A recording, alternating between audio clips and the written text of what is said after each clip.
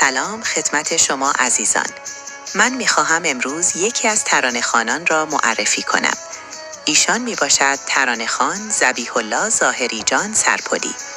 ایشان 8 سالشه در این زمینه فعالیت مستند هنرمندانه دارد.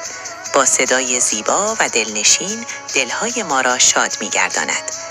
برای دریافت بهترین و زیباترین ترانه‌های اسلامی به گروه ایشان ترانه‌خوان ذبیح الله ظاهری جان سرپلی تماس بگیرید.